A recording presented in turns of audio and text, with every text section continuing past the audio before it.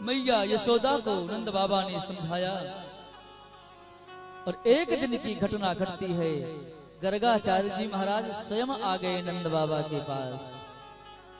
नंद बाबा ने गर्गाचार्य जी महाराज के चरण को धोया, चरणामृत लिया, षोडशोपचार पूजन किया, भोजन कराया, चरण को दाबना चालू किया। मैया यशोदा पंखा कर रही है, आपस में दोनों बातें कर रही नंद बाबा गर्गाचार्य जी महाराज।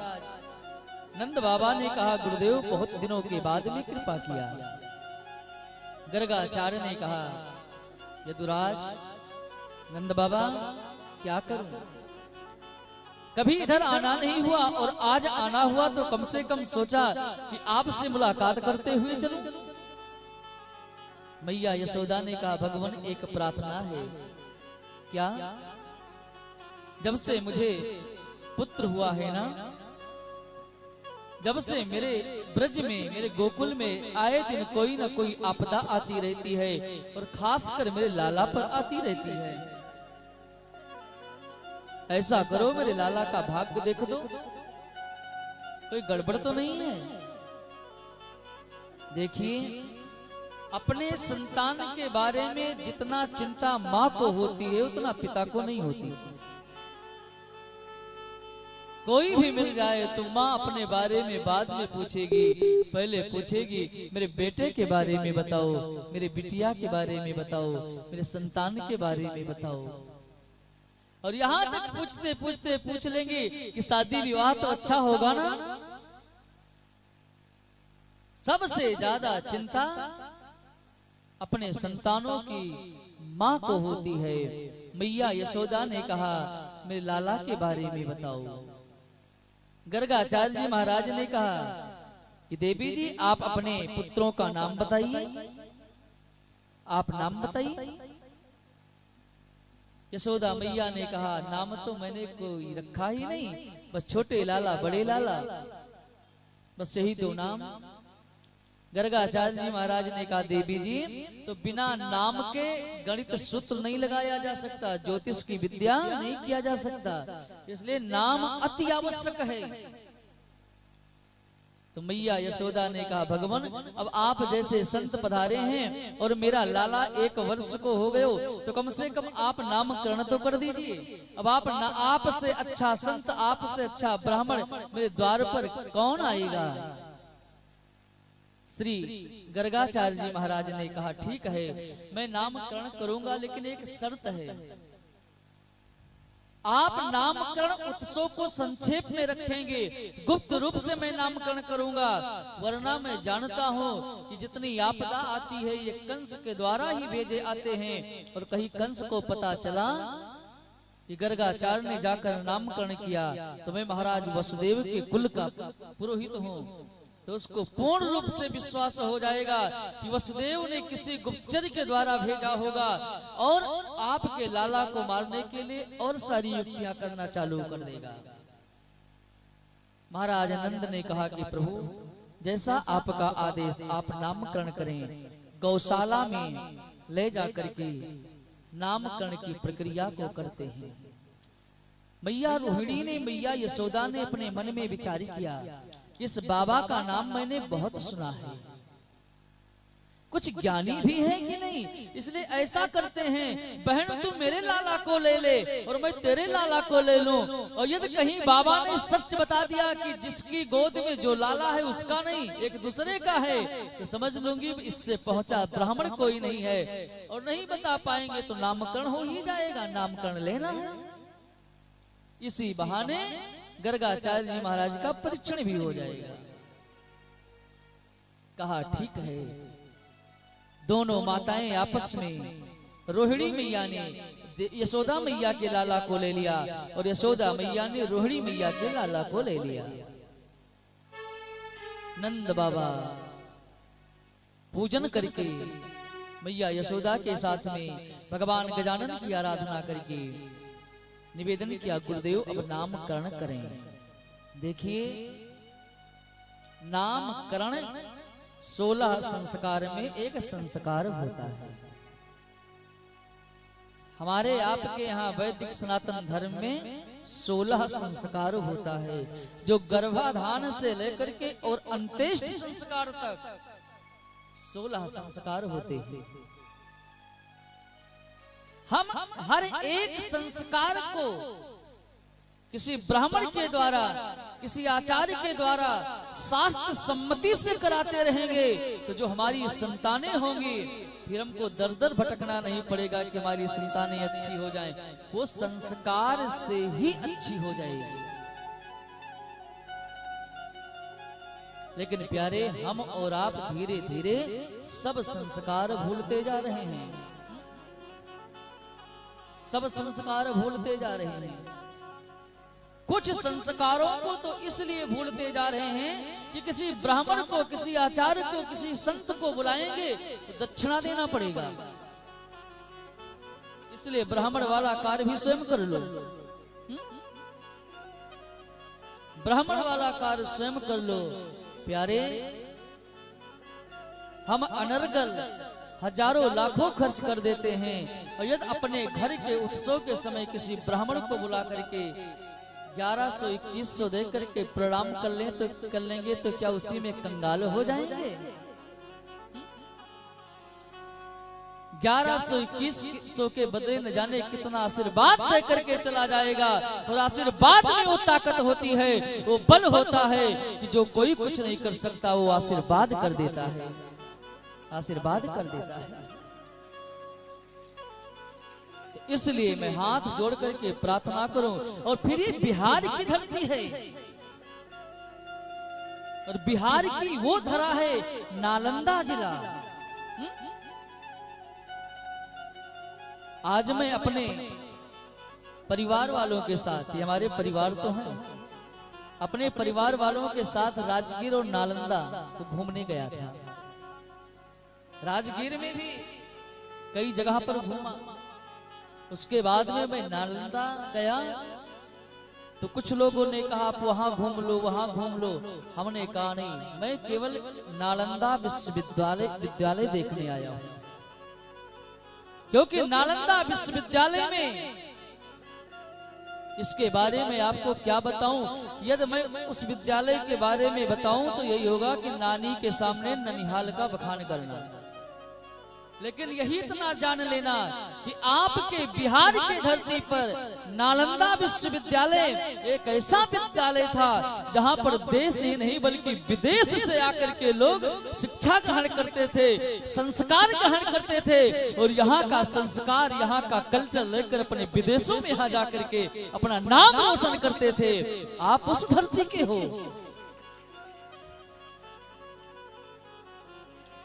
हमारे देश की संस्कृति, हमारे देश की सभ्यता विदेशी लोग लेकर के जाते थे, और हम वीआईपी बनने के चक्कर में विदेश की संस्कृति को बना रहे हैं, अपने आप को यप टू डट बनाने के लिए।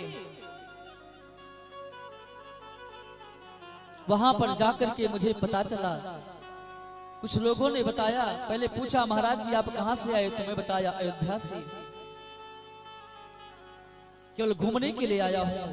तो मुझे वहां पर जाकर के उन लोगों के द्वारा पता चला कि महाराज जी, भारत की धरती पर एक ऐसा इकलौता ये महाविद्यालय था जहां पर शिक्षा के साथ साथ संस्कार, उसके बाद शस्त्र विद्या, अस्त्र विद्या, यहाँ के छात्रों के अंदर, यहाँ के विद्यार्थियों के अंदर वो कला भरी जाती थी, वो कौतुक भरा जाता था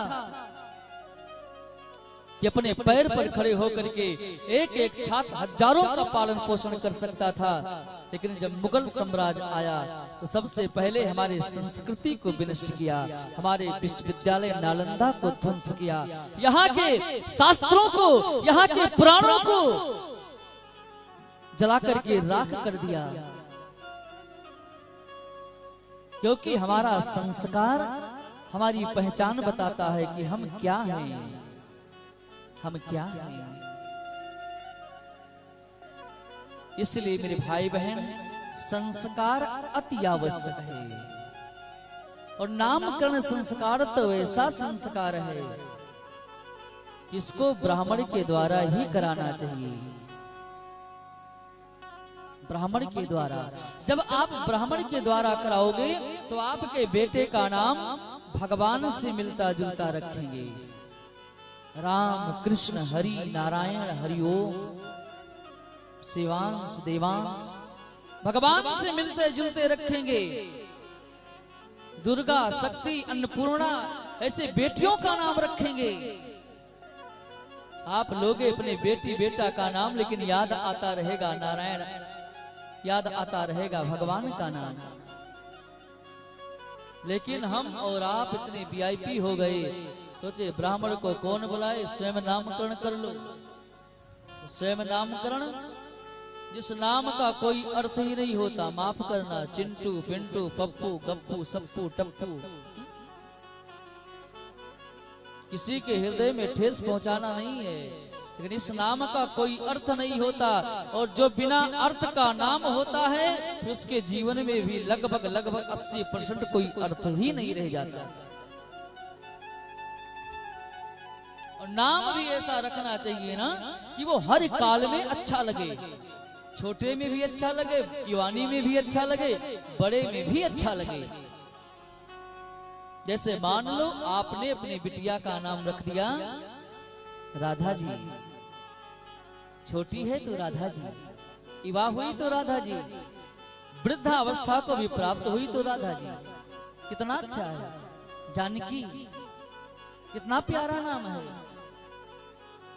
और आपने अपने बिटिया का नाम रख दिया स्वीटी, छोटी है तो स्वीटी अच्छा है। शादी विवाह हुआ तो भी स्वीटी अच्छा, ससुराल वाले स्वीटी बेटा आ जाओ, स्वीटी बेटा ये करो, स्वीटी बेटा वो करो, 2-4 चिंटू पिंटू हुए फिर भी अच्छा है। लेकिन जब वृद्धावस्था आ गई, शरीर जर्जर हो गए, मुख में दांत नहीं है, कान पर चश्मा चढ़ गया, लकड़ी के टेक से सहारे से चल रही है, किसी गली से निकले और कोई 10 साल का छोरा बोले हाय स्वीटी कैसी हो, कैसा लगेगा? कैसा लगेगा? इसलिए नाम अर्थ वाला होना चाहिए। हम बिना अर्थ के नाम रखते हैं, इसलिए हमारे बच्चे हमको भी किसी अर्थ के नहीं छोड़ते। जैसे मान लिया जाए आपने अपने बच्चे का नाम रखा गप्पू। अब गप्पू शब्द का क्या अर्थ होता है, अर्थ निकाल लो तो अपने मन से अलग चीज है, लेकिन शास्त्रीय क्या अर्थ होता है मुझे पता नहीं। गप्पू यानी ज्यादा गप करने वाला गप्पू। गप बात का भी गप, भोजन का भी गप, बाकी सब में ठप। वही गप्पू। आपने अपने बेटे का नाम रखा गप्पू, तो अपने माताजी को माताजी पिताजी थोड़ी कहेगा, फिर वो माँ को कहेगा मम्मी मम्मी। और जब मुसलमान भाइयों के यहाँ कोई मर जाता है, उस लाश को, मरी हुई लाश को मम्मी कहा जाता है। आपने अपने बेटे को बिना अर्थ वाला बना दिया तो उसने भी कह दिया आप भी मेरे लिए मर गई।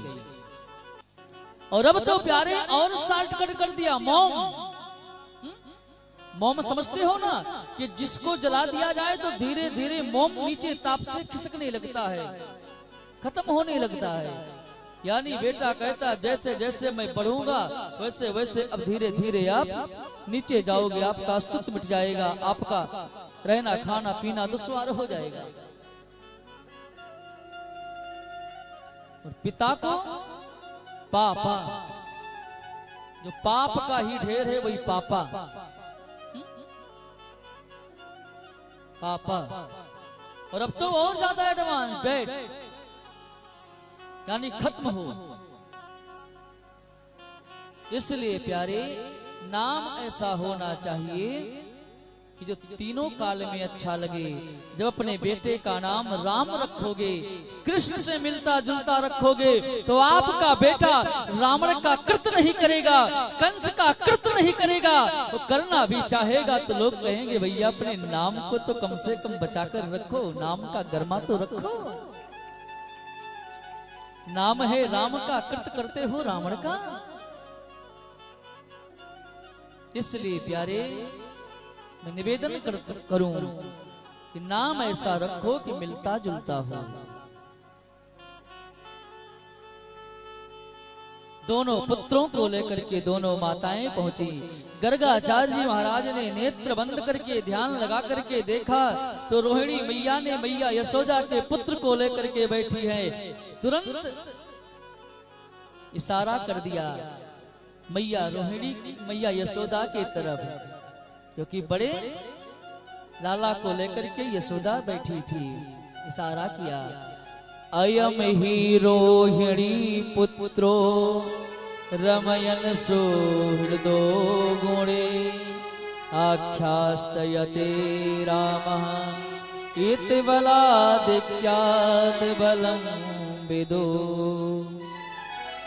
जो रोहिणी मैया के गोद में है, अयम ही रोहिणी पुत्रो, वो रोहिणी मैया का पुत्र है और इसका नाम होगा राम। इनका नाम होगा राम, लेकिन इनमें बल अधिक होगा, इसलिए इनको लोग बलराम कहेंगे। बोले बलराम जी महाराज की जय हो। और ये इनके पास इतना बल होगा कि दूसरे के बल को, दूसरे के चैन को, दूसरे के साहस को अपने तरफ संकर्षण कर लेंगे, इसलिए इनको संकर्षण भी कहा जाएगा। इस तरह से नाम रखा बलराम। और धरती पर 3 राम हुए हैं। 3 राम कौन कौन? सतयुग के राम, जिन्होंने फरसा धारण किया तो नाम पड़ गया परशुराम। त्रेता के श्री राम, मर्यादा को धारण किया तो पड़ गया मर्यादा पुरुषोत्तम राम। और द्वापर के राम, बल अधिक था इसलिए इनका नाम हो गया बलराम। इस प्रकार नामकरण किया, नाम है बलराम। और दूसरे पुत्र के तरफ जो मैया रोहिणी के गोद में था, मैया यशोदा का पुत्र था, उसको देख करके नंद बाबा ने नेत्र को बंद कर लिया, ध्यानस्थ अवस्था में चले गए। मैया यशोदा ने पूछा बहन बाबा ने ध्यान लगा दिया, क्या बात है? मैया रोहिणी ने कहा बाबा बहुत ज्ञानी है, इस बेटे का नाम लगता है बहुत सोच विचार कर करेंगे। लेकिन गर्गाचार्य जी महाराज ने भगवान को देख करके ध्यानस्थ में चले गए कि लगता है परमात्मा तो साक्षात यहाँ विराजमान है, मैं अन्यत्र ध्यान क्यों करूं, इसी का ध्यान कर लूं। 5 मिनट बीता, माताओं ने सोचा बाबा कहीं सीताराम तो नहीं हो गए। नंद बाबा ने महाराज नेत्र को खोला। नंद बाबा ने कहा प्रभु मेरे पुत्रों का नामकरण करें, छोटे लाले का नाम बताएं। गर्गाचार्य जी महाराज ने कहा इनका मैं क्या नामकरण करूं, इनके तो अनेक नाम हैं, इनके तो बहुत नाम हैं, लेकिन जो इस समय बन करके आए हैं इनका नाम मैं जरूर करूंगा इनके गुण के अनुरूप। क्या? बहून संति नामानि रूपाणि च सुतस्सते गुण कर्मान् रूपाणि तान्यहं वेदनो जना। इनके गुण कर्म को वेद भी इति कह करके गान करते हैं, तो मैं इनका नामकरण इस समय के अनुसार करूंगा। और यही बात तो तुलसी बाबा भी कहते हैं कि इनके नाम अनेक अनूपा, इनके नाम अनेक अनूपा, इनके नाम मैं अब कब सुमति अनुरूपा मैं अब कहब सुमति अनुरूपा इनके नाम अनेक अनूपा इनके नाम अनेक अनुरूपा इनके नाम अनेक अनूपा इनके नाम अनेक अनुरूपा मैं अब कहब अनुरूपा मैं अब कहब सुमति अनुरूपा।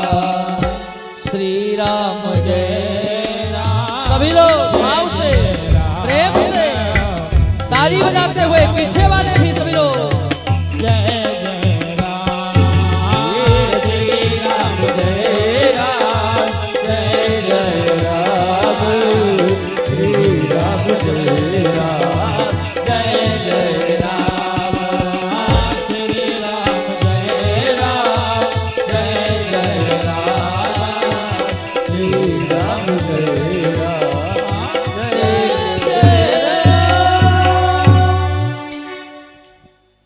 महाराज गर्गाचार्य ने कहा इनके अनेक नाम हैं, लेकिन इनका जन्म कृष्ण पक्ष में हुआ है, इसलिए इनका नाम होगा कृष्ण।